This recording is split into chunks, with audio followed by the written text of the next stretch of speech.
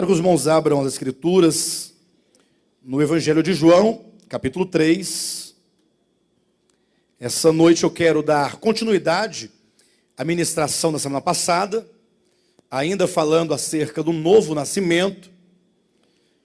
E como no princípio dessa reunião, eu quero ler apenas o versículo, ou melhor, vamos ler o capítulo 3 do Evangelho de João.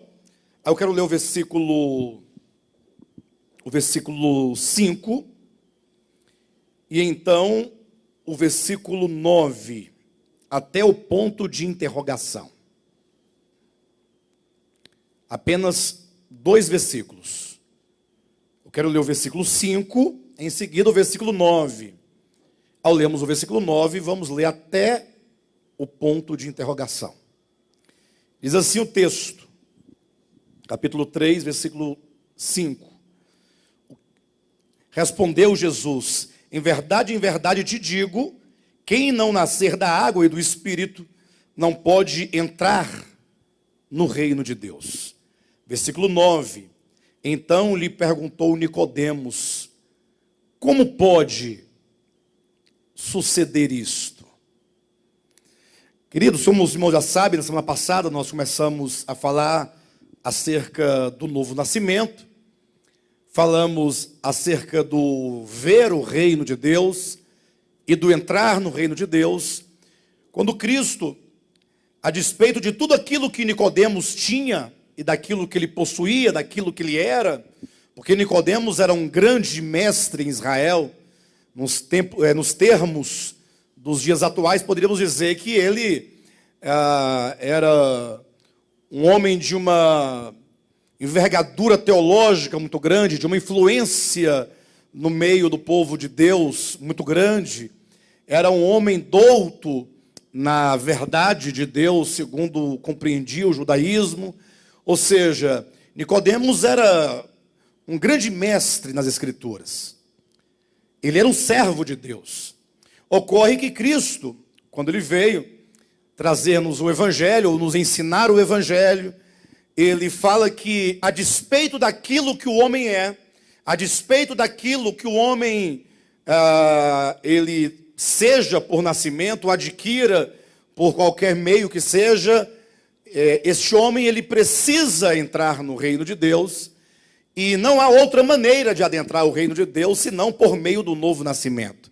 Jesus disse: olha, se não nascer de novo, se não nascer da água e do Espírito, não pode ver o reino de Deus, como diz o versículo 3, e no versículo 5, não pode entrar no reino de Deus.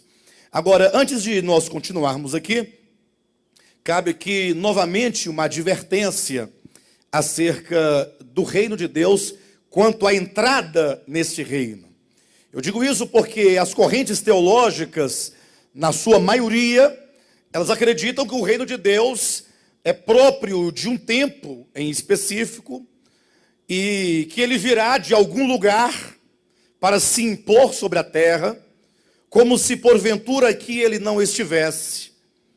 E eles entendem então que somente um grupo minúsculo de pessoas, aqueles a quem eles chamam de igreja, eu digo aqui eles chamam, porque embora a Escritura chame a todos os chamados e eleitos de Deus de igreja, mas o fato é que a igreja, de maneira prática, nós não temos como ter a certeza de que todos, de fato, são igreja, efetivamente.